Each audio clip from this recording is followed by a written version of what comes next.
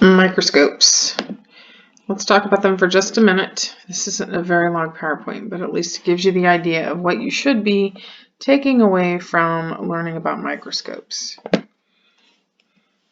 Here's a picture of a microscope, a light microscope, which means that it's transmitting light through the stage by an artificial source.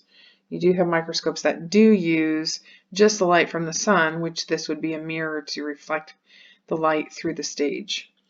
But in our case, we're going to use light microscopes that you'll plug into the wall or to the benches to see through the stage and then through the slide by using the ocular lens.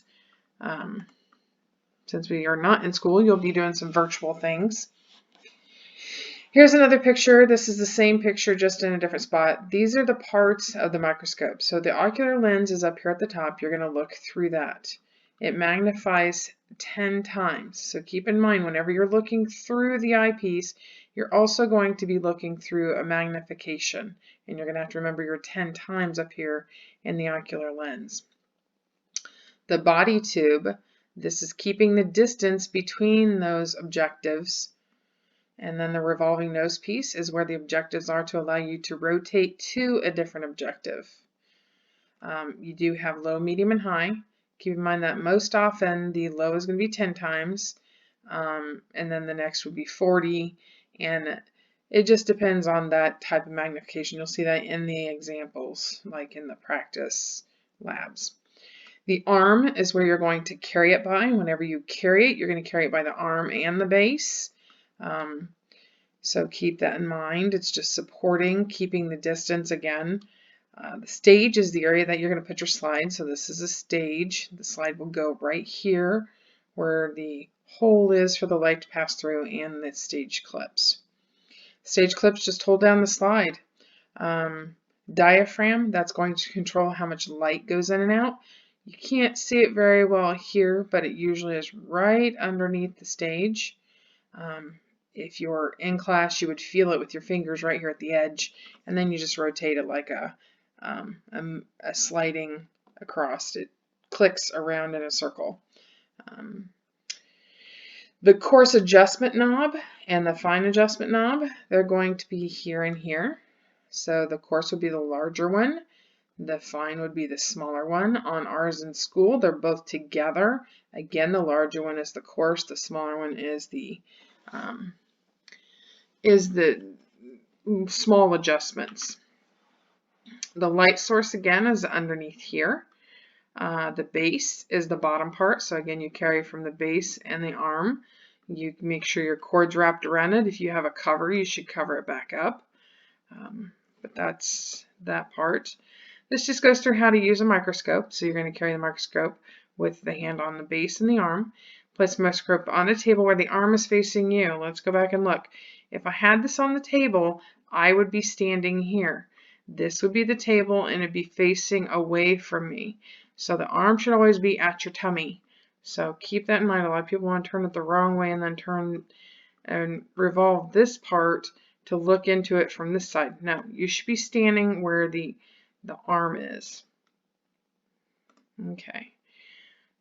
Turn the coarse adjustment knob. What you're trying to do is the first thing you'll do is use the coarse adjustment to bring the stage up to where you can view it. You'll be on low power. You do not want to use high power until you get there. You're going to go from low, medium to high, and each time you move, on low power you're going to adjust so you can see. On medium power you're going to adjust so you can see, and then high power you should be able to easily see with a small amount of adjustment. When you're on low power, you're going to coarse adjust till you see the object. And then when you want to just fine tune it to see it incredibly clear, you're going to use the fine adjustment. The coarse adjustment is always the first thing you use when you put a slide on low power, and then to fine adjust, you're just making it more crisp and clear. Once you go to medium and high power, you should only have to use the fine adjustment. If you use the coarse, it's just a tiny little movement. It's not a huge amount of movement. If you mess up, you should go back to low power, put the stage down, try again. Okay, so adjusting the diaphragm, typically you're not going to mess with the diaphragm, but if you want to see contrasting light, you can. Sometimes it allows you to see the objects bigger when they're not stained very well. I did skip this. Revolving nose piece, you're going to, like I said, it's going to click into place. A lot of people don't click it into place. If you don't hear that click, then you're probably not even in the groove to see through the objectives. So keep in mind that if you're not clicking into place, you may see nothing. And if you see nothing, I would do some troubleshooting to make sure this has been fixed. You're going to place the slide under the stage, center the specimen. So you need to be sure that whatever you're looking at is right smack dab in the middle. And then you're going to put the stage clips on to hold it in place. You're going to look at the stage from the side and carefully turn your course adjustment into place. If you're on low power like you're supposed to be, you should not be touching the stage. When you go to high power, that's where it's kind of concerning because it's so close. The stage and the objectives are so incredibly close. So you want to be sure that they do not hit, or it could crack the objective or even the slide. Broken slides, I've seen so many of those because people don't listen to that direction. Look through the eyepiece very slowly. If you're seeing your eyelashes, you need to back up. A lot of people see their eyelashes because they're right on top of it. You need to back up just a hair.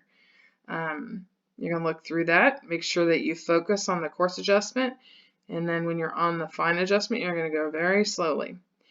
You're going to switch to high power objective lens. Look at the microscope from the side. And this is the last one you should be on. Make sure the lens does not hit the stage. Usually you're going to write down what you see. So drawing what you see, making sure you understand what you see. Let's go to the next one. When finished with the microscope, you're going to lower the stage, turn off the light, and put the objective in low power. That's how you should always put it away. If putting away, follow the above steps. Wrap the cord around the base. Cover the microscope if you have a cover. I'm not sure the ones we have covers. Return to the carrying with both hands. Arm on the base and arm on, or hand on the base, hand on the arm. Let me go back here for a second. Okay, that's all we're going to cover for that. But there is one more thing I thought about. Don't remember now. Forgot. Troubleshooting. If your light doesn't work, you need to probably get another microscope. If you don't see anything, make sure you have your microscope, your objectives clicked into place. You'll see the little lever you'll see the little, it's a little small silver piece where it clicks into place. If it's not in that groove, you may see nothing. Make sure your ocular lens is in place where it's supposed to be. Those are not supposed to come off, so please do not try to remove them. They do have the ability to come off to clean them, but that's not your responsibility. Let's see what else. The turning on the light is here on the edge. You should be able to flip that switch. If you're not using it, turn the light off because these bulbs are not cheap and it's not easy to replace. So let's just make sure we're being responsible with our equipment. If you're not able to view on low, medium, or high when you adjust, you can always let me know if we get a chance to use the microscopes in class, which hopefully we will. But it is a certain technique, and hopefully you've had some experience with microscopes. I do think microscopes let you see a world that you've not seen before, or maybe never had the experience with. You can see live organisms, which is pretty cool, and hopefully if we get back to school, we can do something like that. So just take a look at this, watch the videos that have been given, and take the quiz as part of your points for the week.